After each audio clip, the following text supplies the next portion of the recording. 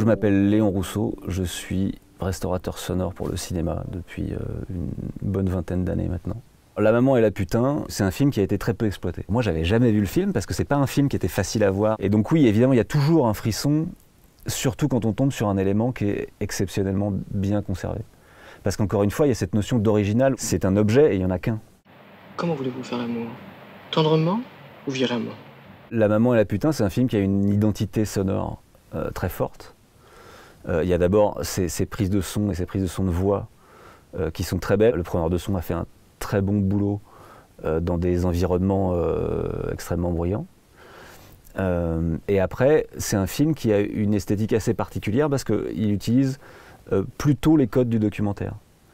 C'est-à-dire qu'il y a très peu de post-production, il n'y a pas de post-synchronisation, c'est que du son direct, c'est que le son du moment de la prise, c'est-à-dire que dans les cafés, quand on entend quelqu'un qui tire un café derrière, c'est vraiment, ça a été enregistré en même temps que la voix pendant le tournage, et il n'y a pas eu de post-production pour essayer de lisser les choses et pour faire cette illusion de continuité qu'il y a d'habitude dans le cinéma. Paris est un des personnages du film, à mon avis, et là vraiment on entend Paris comme il sonnait dans son bruit, dans les ambiances des bars et la circulation qui est omniprésente. On se rapproche de la réalité du tournage beaucoup plus fort. Je suis persuadé que tout ce qui est arrivé dans le monde ces dernières années est totalement dirigé contre moi.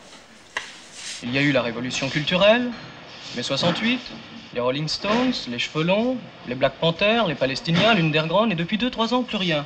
L'idée de la restauration, c'est de préserver la matière sonore le mieux possible, et en l'occurrence les voix, parce qu'on a des voix avec des prises de son extrêmement belles. Je suis affreuse. Mais vous avez une façon d'être affreuse qui vous va très bien. De nos jours, on a des outils pour enlever beaucoup de souffle, enlever beaucoup de défauts, des outils numériques, mais ces outils n'enlèvent pas que les défauts. Ces outils ont tendance à raboter un peu la voix, à abîmer un peu la voix, à enlever de la présence. Donc l'idée, c'est qu'on va essayer de restaurer le moins possible. Et comment on fait pour restaurer le moins possible ? On va chercher la meilleure source. On a un peu oublié ça avec le numérique, parce qu'en numérique, quand on fait une copie, la copie est l'exacte réplique de l'original.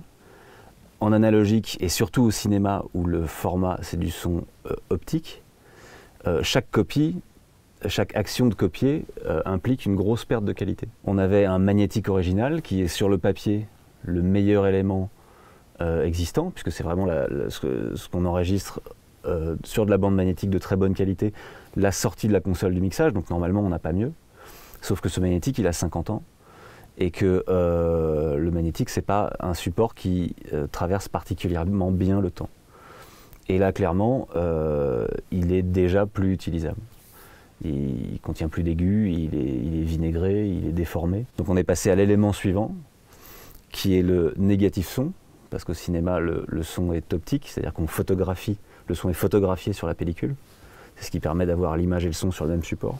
La première génération de ce son optique, c'est le négatif original. Et donc on avait accès à ce négatif original qui, puisque le film a été très peu exploité depuis sa sortie, avait probablement jamais servi. Et les éléments optiques, c'est comme les vinyles, plus on s'en sert, plus on les abîme. Et la meilleure façon de les préserver, c'est de bien les stocker et de ne pas s'en servir. Et là, clairement, on avait un négatif très qualitatif. Le souffle fluctue. Et ça, on ne pourra jamais le corriger. Vous avez des choses importantes à faire, Alexandre? Je croyais que vous ne faisiez rien. T'entends derrière, ça fait... Et ça, c'est vraiment quelque chose dont on ne veut pas. Oui. Et là, on est loin des personnages, on est loin des gens. Non, je ne fais rien, mais je vous ai dit, j'ai une vie bien remplie. Là, on est avec eux. Vous avez l'air de vous amuser. Plus que moi. Il m'amuse beaucoup. Il est très con, il se croit irrésistible.